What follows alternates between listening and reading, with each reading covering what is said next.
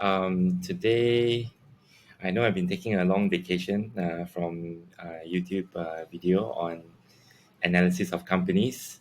So, yeah, as you can see, in the month of June and July, market has been very volatile. There has been any sign of everyone is looking for sign of bad news to show that example, just to reduce the overheated economy in US, just to slow down demand, because apparently the consumer spending in US is still pretty strong. So these are all the um, signs that looking for out for bad news. Like for example, jobless claim increases actually is a good sign. Means that there's a less likelihood of the Fed increasing interest rates furthermore. They have done a 0.75 surprise already, basis point for the month of June. So let's see July 28th, another 1 week to go, and see whether they will continue to do a 0.75 basis point or 0.5% increase. So just to slow down the demand, and you can see the CPI index went up to 9.1%. That's also something is not a very good sign for to which will make the Fed more interested to increase interest rates, just to, of course they're not trying to kill the demand, but they definitely have to slow down the demand because of all these supply chain crises, pushing up the price, oil and gas pushing up prices, the geopolitical problems pushing up prices. So of course, price stability and slowly tapering down of pricing is something that every government wants to do. And of course, this is actually a combination of the Treasury, the Fed, as well as the government. As you can see, Biden went over to Saudi to look at to ask Saudi OPEC Plus to release more oil supply, and then you got the food supply crisis as well, the grain, Turkey and Russia and Ukraine signing an agreement today on the export of wheat. That's all in the stockpile in Ukraine, because eastern and southern Ukraine has been kind of like blocked off.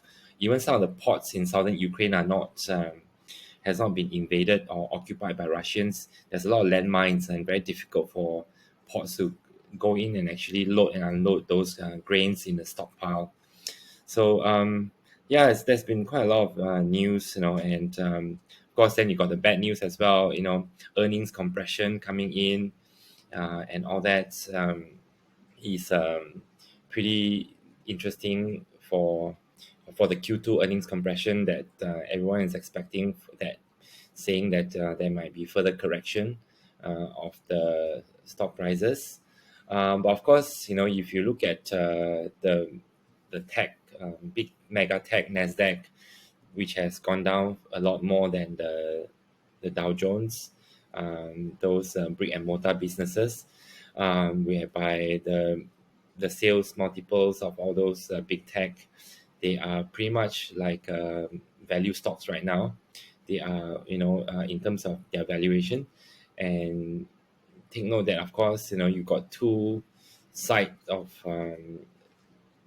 companies that you can go for. You can go for those companies that issues dividends, or you can go for companies like Google or Facebook, where they are doing share buybacks.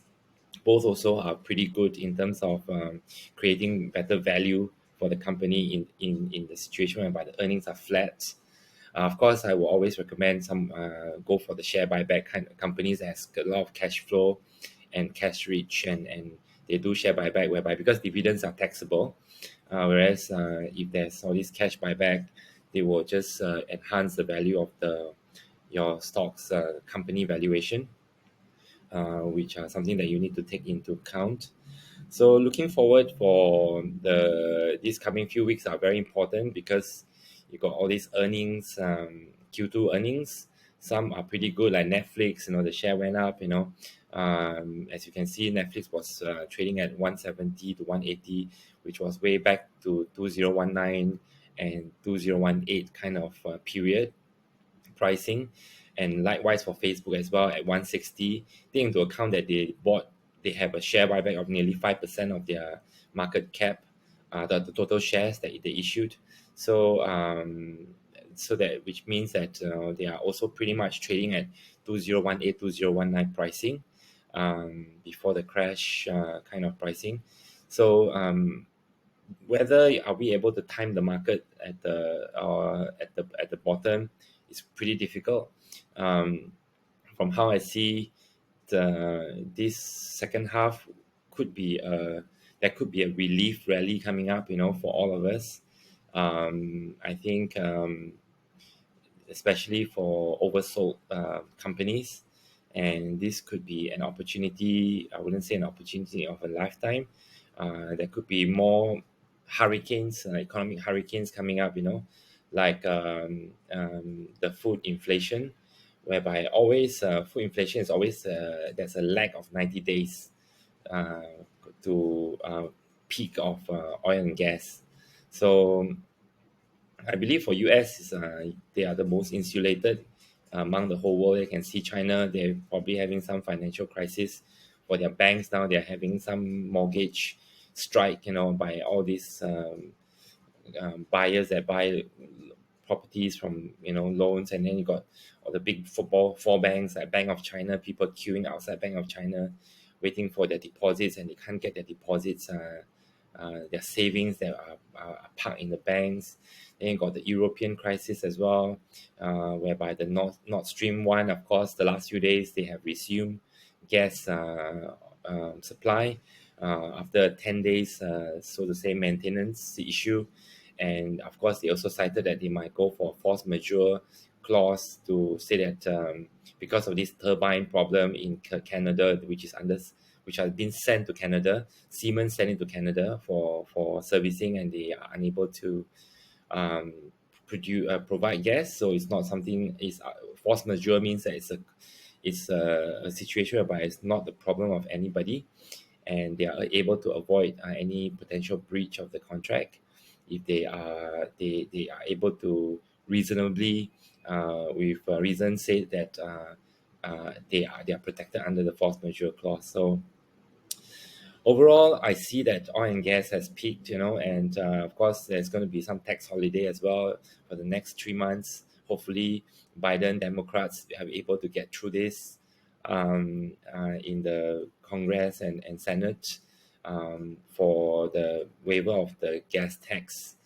And I think that will also reduce the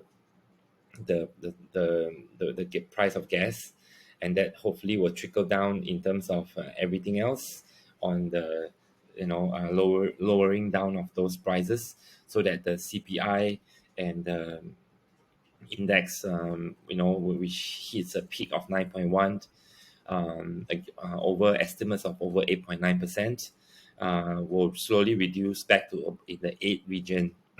And then maybe I believe the inflation will remain high, but if it hovers around 6 to 8%, and I think probably that's what something that the Fed would accept, and be able to hands off the brakes to, I mean, instead of going all the way in to increase interest rates to 5 to even 6%, and if aggregate of 5 to 6%, and kill all those companies, majority of companies that have loans, and wipe out all their profit, their margins, and all that.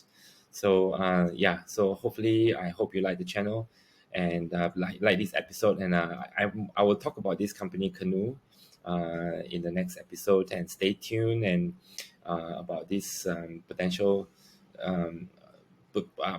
possibility of this company being acquired by uh, big tech like Apple. Of course, all these high growth stocks or specs, that were listed way back in 2020 and 2021. Of course, now their share valuation has gone down to, they have dropped 70 to 90% of their stock price. and they are just right prime for acquisition.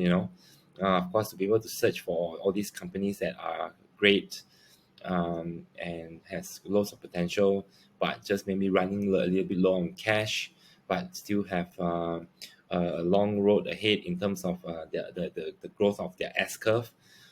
We are always trying to look for companies that are not growing at single digits, go for companies that has good cash flow and at the same time have double digit growth year to year. And I think presently Tesla, of course, the only company that has good cash flow, and at the same time they are able to hit a 40 to 50% annual growth um, on year to year basis. So yeah, thank you very much and see you soon. Thanks a lot.